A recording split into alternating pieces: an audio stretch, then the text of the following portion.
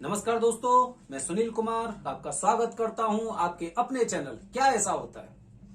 दोस्तों, आज मैं आपके साथ एक ऐसी कहानी शेयर करूंगा जिसके बारे में अधिकतर लोग दो या तीन मत होंगे उन लोगों के। तो उस वीडियो के बारे में, उस कहानी के बारे में आपको बताऊंगा अपनी वीडियो के माध्यम से। और जो हमारा टॉपिक है वो टॉपिक है भगवान श्री गणेश की उत्पत्ति कैसे हुई। तो दोस्तों, मैं बताने वाला हूं आपको भगवान श्री गणेश की उत्पत्ति कैसे हुई। आपको वैसे तो पता होगा कि जो लोग ज्यादातर आध्यात्मिक होते हैं उन्हें अधिकतर इन बातों के बारे में पता होता है कि भगवान भोलेनाथ की बारे में, माता पार्वती के बारे में, भगवान गणेश जी के बारे में। आपको पता होगा भगवान गणेश जी को जो 5 देवता हैं उनमें माना जाता है। और ये बताया जाता है कि सनातन से शुरुआत से भगवान गणेश जी थे। लेकिन उसके बावजूद ये भी एक मत है, और इसके अलावा 2 मत मैं और बताऊंगा। इस वीडियो में मैं आपको एक दूसरा मत बता रहा हूं कि पहला मत तो ये हो गया कि जो भगवान श्री गणेश है वो 5 देवताओं में से हैं जिनकी उत्पत्ति के बारे में किसी को पता नहीं है। क्योंकि जब भगवान शिव जी का जब विवाह हुआ था उस समय भी गणेश पूजन हुआ था। तो अलग अलग मत है। अब उन अलग अलग मतों को समझना पड़ेगा, क्योंकि जो इंसान जैसा देखता है, जैसा सोचता है, वैसी चीजें उसके साथ होती हैं। कुछ लोग कहते हैं भगवान शिव क्या हैं, कुछ लोग कहते हैं भगवान शंकर क्या हैं, महेश का रूप क्या है। तो ऐसी काफी बातें हैं, काफी मत है। तो दोस्तों, मैं बता रहा हूं आपको भगवान गणेश जी की उत्पत्ति के बारे में एक मत जो हर ग्रंथ में आपको मिलेगा। आखिर कैसे हुई भगवान गणेश जी की उत्पत्ति। तो आपको पता होगा कि जब परिवार होता है और उस परिवार में कहीं ना कहीं जो महिलाएं होती हैं उनके दिमाग को भटकाया जाता है। चाहे आप रामायण की बात कर सकते हैं, जैसे रामायण में मंत्रा ने और कैकेयी के दिमाग को भ्रमित कर दिया था। चाहे आप महाभारत की बात ले सकते हैं, आप कोई भी ग्रंथ ले सकते हैं, उसमें कहीं ना कहीं महिलाओं का एक अहम रोल होता है। इसी प्रकार माता पार्वती को उनकी सखियों ने बताया कि भगवान भोलेनाथ जी की तो इतने गण हैं, आपका तो कोई गण ही नहीं है, तो आपको क्या करना चाहिए।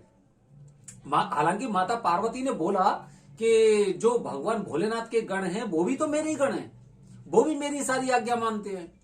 तो उन्होंने कहा नहीं नहीं नहीं नहीं, आपका तो अलग से गण होना चाहिए। ये बात उनके दिमाग में थी। एक बार क्या हुआ, माता पार्वती स्नान कर रही थी भगवान, और वहां पे जो द्वार था उस द्वार पर 2 गणों को वहां पर तैनात कर रखा था। जैसे ही भगवान भोलेनाथ जी आए, अंदर प्रवेश करने की इच्छा जागृत हुई उनकी, तो गणों ने उन्हें रोका, लेकिन भोलेनाथ जी जबरदस्ती और अंदर चले गए। तो उस समय उन्हें बड़ी बेचैनी सी हुई, एकदम स्नान करते हुए, और एकदम भोलेनाथ जी आ गए, सखियां भी थी वहां पे, तो बड़ा अजीब सा लगा, बेचैनी सी हुई उनको उनसे। तो क्या हुआ, उन्हें एकदम उस सखी की बात याद आ गई। आपको पता है कि जैसे ही कोई वारदात होती है तो वो एकदम क्लिक हो जाती है कि यार वो तो मेरी सखी सही कह रही थी, ऐसे बोलते हैं ना ज्यादातर लोग। तो ऐसे ही उन्होंने सोचा कि जो मेरी सखी बोल रही थी, और ऐसा जरूरी है कि मेरा भी कोई एक गण होना चाहिए। फिर क्या था, जब उद्देश्य इंसान पाल लेता है, कोई भी इंसान हो, जब एक बार वो अपना उद्देश्य कोई पाल लेता है तो फिर उसके लिए वो कार्य करता है।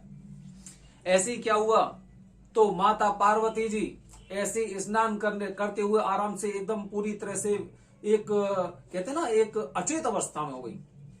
और जो कहा जाता है, पुराणों के आधार पर बता रहा हूं मैं, जो कहा जाता है, और उन्होंने उस अचेत अवस्था में क्या किया कि अपने शरीर को जैसे वो रगड़ती रही, उससे मैल निकला। एक मैल निकलता है, जैसे हम भी नहाते हैं तो हमारी बॉडी से मैल निकलता है, मैल निकला, और उस मैल को इकट्ठा करके उन्होंने एक प्रतिमा बनाई और अपनी शक्ति के द्वारा और उन्हें उसमें जान फूंक दी, और उसके बाद उनका नाम रखा गणपति। ऐसे हुई थी गणपति की उत्पत्ति। काफी जगह आप पढ़ सकते हैं इन बातों को। तो फिर क्या होता है, गणपति की उत्पत्ति हो गई, और एकदम बस वो जैसे ही उनके अंदर जान आई, प्राण आए, तो एकदम उन्होंने कहा कि मातेश्री मुझे आज्ञा दीजिए, मेरा नाम मुझे बताइए, मेरा नाम क्या है, क्योंकि आपने मेरी उत्पत्ति की है, तो आप मेरी माता हैं। तो उन्होंने कहा कि आपका नाम होगा गणपति, गजानन, ऐसे करके काफी नाम बताए, और गणेश भी आपका नाम होगा। अब क्या हुआ, उन्होंने परीक्षा लेनी चाहिए अपने पुत्र की, कि आखिर देखती हूं कि मेरा जो पुत्र है उसमें शक्ति कितनी है। अब ऐसे ही उन्होंने द्वार पे खड़ा कर दिया, और द्वार पे गणेश जी जब खड़े थे और माता पार्वती अंदर स्नान कर रही थी, ऐसे ही भोलेनाथ तो आपको पता है, वो तो कण कण के बारे में जानते हैं, उन्हें पता है उद्देश्य, हर इंसान का उद्देश्य पता है। माता पार्वती का अभिप्राय वो समझ चुके थे। अब उन्हें एकदम लगा कि चलो चलते हैं वहां पे, देखते हैं, क्योंकि अंदर से उनकी शक्तियां इतनी थी कि बैठे बैठे वो हर चीज को समझ जाते हैं। आपको पता ही है, उन्हें पता चला कि माता पार्वती कुछ लीला कर रही है, तो भोलेनाथ भी लीला करने के लिए चल दिए। जैसे ही वो वहां पहुंचे द्वार पर, तो एकदम गणेश जी ने अपना डंडा वहां पे फंसा दिया कि आप अंदर नहीं जाओगे, मेरी माता का आदेश है, जब तक उनका आदेश पूरा नहीं हो जाएगा तब तक मैं किसी को भी अंदर नहीं जाने दूंगा। इस प्रकार गणेश जी की उत्पत्ति हुई।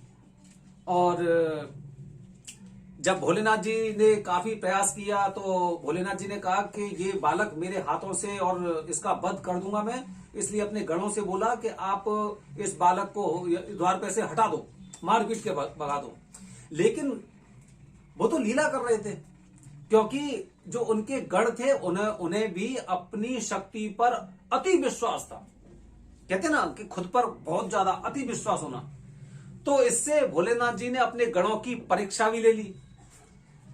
जब कोई भी गण उनका वहां से उन्हें हटा नहीं सका, जब नहीं हटा सका, भगवान विष्णु भी प्रयास कर करके थक गए। जाने कितने ऋषि मुनि आए थे वहां पर गणेश जी को हटाने के लिए, लेकिन केवल एक डंडे से उन्होंने सबको वहां से मार पीट के भगा दिया। तो दोस्तों, उसके बाद जब भोलेनाथ जी को लगा कि ये तो अब ये बालक है, ये तो हाहाकार करके मानेगा, ये सृष्टि को अपने अधीन कर लेगा, उसी समय उन्होंने अपने त्रिशूल से उनका वध कर दिया, उनकी गर्दन को काट दिया था। अभी हम जो कहानी है उसे यहीं रोक रहे हैं, क्योंकि इसके बाद की जानकारी तो आपको मिल ही जाएगी कि गणेश जी का जब सिर काट दिया गया था तो प्राण कैसे आए थे, मैं आगे के वीडियो में आपको बताऊंगा। लेकिन गणेश जी की उत्पत्ति माता पार्वती के बताते हैं कि माता पार्वती के मेल से हुई। पूरा मेल जब इकट्ठा करके, क्योंकि इन बातों पे हमें विश्वास है। आपने बहुत सी ऐसी बातें देखी होंगी, जैसे हनुमान जी का पसीना गिर पड़ा, वो मछली के मुंह में चला गया, उससे एक बालक की उत्पत्ति हुई। जब सती माता वहां पर दक्ष के यज्ञ में खुद को सती कर लिया, अपने आप को भस्म कर लिया, तो उसके बाद भोलेनाथ जी ने अपनी जटा मारी थी, एकदम उससे जटा से दो टुकड़े हुए थे। एक तरफ से वीरभद्र की उत्पत्ति हुई, दूसरी से माता काली की सेना प्रकट हुई थी। तो ऐसी बातें हमने पढ़ी है, कहीं ना कहीं सत्य हैं। तो ऐसे ही गणेश जी की उत्पत्ति मेल से, जो माता पार्वती का मेल था, उनसे हुई थी। दोस्तों, इस वीडियो में मैं आपको यही बताना चाह रहा था कि गणेश जी की उत्पत्ति के बारे में काफी लोगों के अलग अलग विचार हैं। हालांकि ये भी सत्य है कि गणेश जी 5 देवताओं में से एक हैं, जिनकी उत्पत्ति के बारे में किसी को पता नहीं है। लेकिन कहते हैं ना, जैसे शिव एक निर्गुण हो गए, एक सगुण हो गया, फिर उनके रूप हो गए, काफी बार वो साक्षात रूप में आ जाते हैं।